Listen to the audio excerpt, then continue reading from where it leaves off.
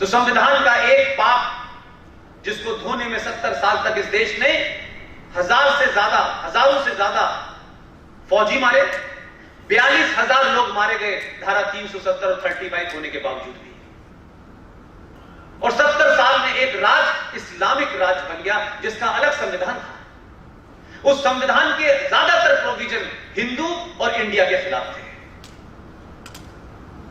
उस संविधान में ऐसे ऐसे प्रोविजन किए गए जो दुनिया के किसी संविधान में, बुरे से बुरे देश के संविधान में नहीं हो सकते। लेकिन ये जागरूक समाज, ये पॉलिटिकल पार्टीज, ये इंटेलेक्चुअल्स, ये मीडिया कभी उस पर एक लाइन नहीं बोला, ये चर्चा में ही नहीं आया।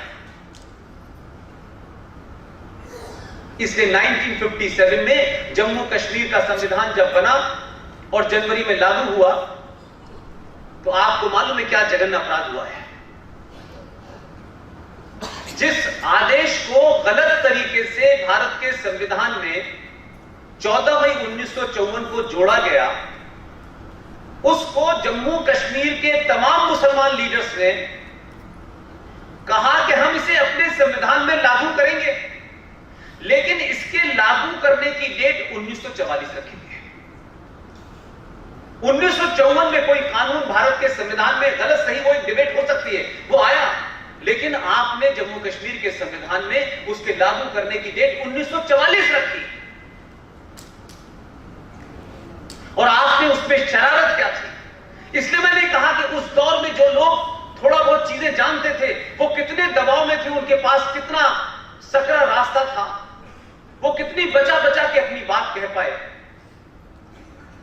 आपने इसलिए 1944 की मांग रखी, और विजयनरी प्रधानमंत्री ने पूछा नहीं, क्योंकि उनके संबंध बहुत जबरदस्त थे। 1944 इसलिए थी कि 1940 में लाहौर के अंदर पाकिस्तान के बनने का रेजोल्यूशन पास हो चुका था।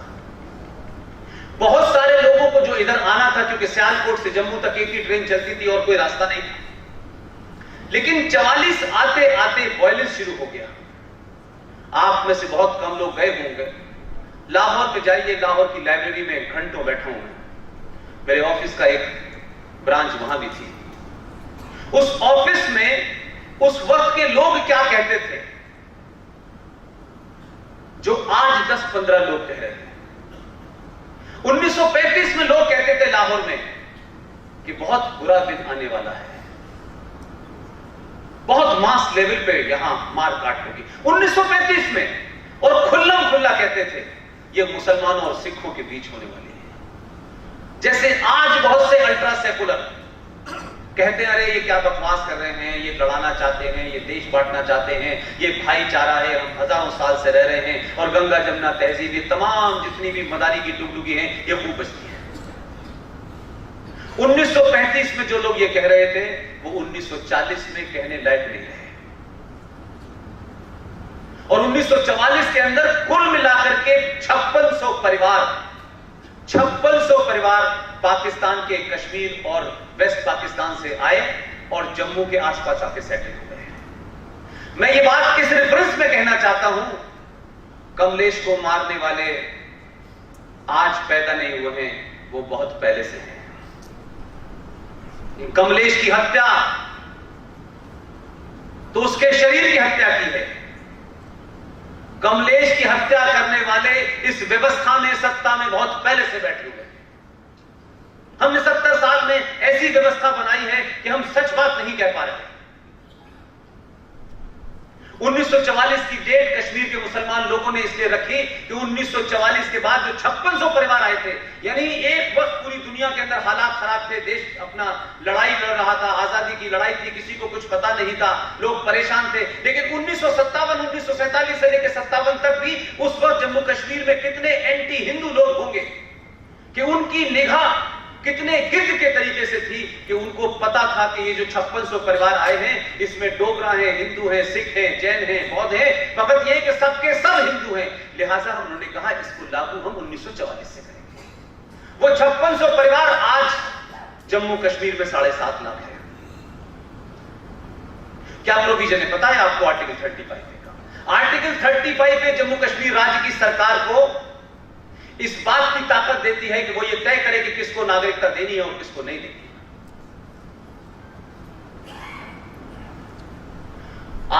7.5 लाख लोग हैं। ये बात अलग है कि 30/2 हट गया, 370 हट गया, लेकिन आप मुझे बताइए इस देश के किसी कोने में, मुझसे आप लोग इतनी उम्र में बड़े हैं, यहां सांसद भी बैठे हुए हैं, और भी ऐसे लोग होंगे जो राजनीति का विश्लेषण करते होंगे, पत्रकार भी होंगे, कोई खबर किसी हिंदुस्तान के किसी कोने में ये पूछा किसी ने कि दुनिया के सबसे बड़े लोकतंत्र के अंदर सबसे बड़ा लोकतंत्र है भारत, उस लोकतंत्र में 7.5 लाख लोगों को पिछले 70 साल से वोट देने का अधिकार नहीं था।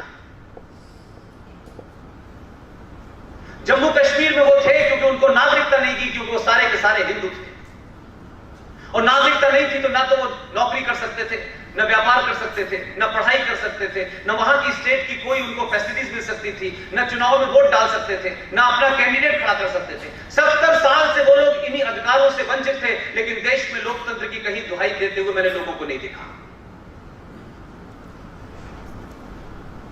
उसी से जुड़ा हुआ मेरा दूसरा बात है जिसकी वजह से मुझे कलकत्ता जाना था। 1957 में जम्मू कश्मीर राज्य के अंदर स्वीपर्स ने स्ट्राइक कर दी। यह घटना बहुत छोटी है, लेकिन इसके अमानवीय मैं कह सकता हूं दुनिया में इसकी दूसरी मिसाल ही नहीं है, मिसाल ही नहीं मिलती मुझे। और मैं तो ये सोचता था कि ना तो मैं पॉलिटिक्स में हूं, मैं तो जर्नलिज्म में था, लेकिन कितनी साइलेंस है हमारे यहां, या ये कहें कि ये साइलेंट कॉन्स्पिरेसी है इस देश के अंदर।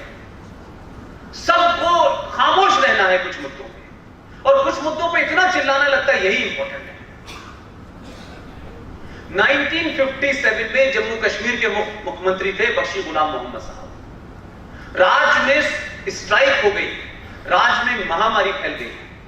बख्शी गुलाम मोहम्मद ने अपनी काबीना के 2 लोगों से कहा कि हिंदुओं के अंदर एक कम्युनिटी होती है, उसको कहीं से ढूंढो और लाओ ताकि ये गंदगी साफ हो जाए।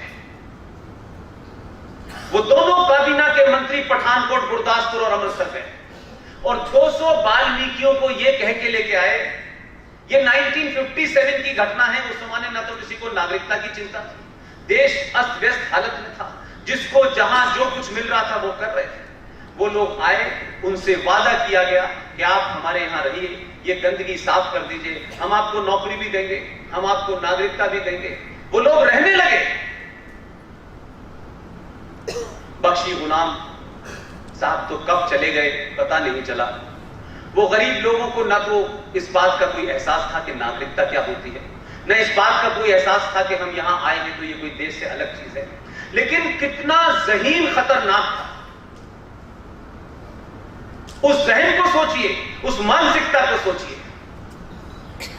जम्मू कश्मीर के संविधान में एक एग्जीक्यूटिव ऑर्डर पास किया गया, जो पास करके रख दिया गया और उसको इंप्लीमेंट किया, लेकिन पूरे देश को नहीं पता, इसकी भनक तक ने किसी को नहीं लगी। और वो एग्जीक्यूटिव ऑर्डर क्या था?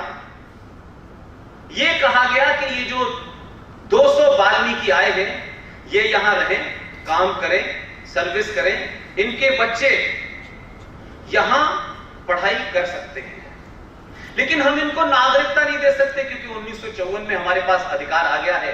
और उस अधिकारों के बाद क्योंकि उनके मुख्यमंत्री ने 1957 में उसका वादा किया, उसको नहीं दिया। ये भी महत्वपूर्ण नहीं है। महत्वपूर्ण जो है वो ये है कि उस एग्जीक्यूटिव ऑर्डर में ये कहा गया कि ये इंजीनियर बने, ये MBA करें, ये डॉक्टर बने, ये कोई भी पढ़ाई कर सकते हैं, लेकिन जम्मू कश्मीर राज्य सिर्फ इन्हें भंगी की नौकरी देगा। ये जम्मू कश्मीर के संविधान में किया गया एग्जीक्यूटिव ऑर्डर पास करके। किसी दलित लीडर की चिंता नजर आई आपको? एक दलित की घटना में कहीं मौत हो जाए, जायज न जायज वो एक अलग विषय हो सकता है। एक तो मरते ही उसकी पता चल जाती है दलित की जाति क्या है। ब्राह्मण की मरते में नहीं पता चलती, क्षत्रिय की नहीं पता चलती, ठाकुर की नहीं पता चलती, और वो मौत पूरे देश को हिला देती है। अंबेडकर के वारिस घूम रहे उत्तर प्रदेश में, बहुत बड़ी एक नेता हैं, सुबह शाम दलित दलित दलित, और दलित की पॉलिटिक्स होती है, वो हर पार्टी के अंदर है, लेकिन किसी पार्टी के अंदर यह हिम्मत क्यों नहीं हुई कि ये एक जघन्य अपराध जम्मू कश्मीर के अंदर दलितों के साथ हुआ है कि उनकी आने वाली नस्लों की नस्लें भी अगर पैदा होंगी वो कुछ भी कर ले, लेकिन जम्मू कश्मीर राज्य उन्हें नौकरी सिर्फ भंगी की देगा। ये भंगी शब्द मैं इसलिए आपके सामने कह रहा हूं कि उस वक्त भंगी शब्द अनपार्लियामेंट्री नहीं था, अब हो गया है। मैं इसीलिए वो समाज मुझे शायद सम्मानित करना चाहता था, इसलिए उन्होंने मुझे बंगाल बुलाया था। उनको लगता है कि हमारी इस 35 डे की लड़ाई में ये भी साफ हो गया, और वो 2.5 लाख लोग जिन्हें भारत का SC/ST कानून भी उनके ऊपर लागू नहीं होता था। मुझे खुशी है कि जो लोग भी आपने जिनको चुन के भेजा है उन्होंने धारा तो हटाई है, लेकिन कुछ लोगों की धारा रुक गई है।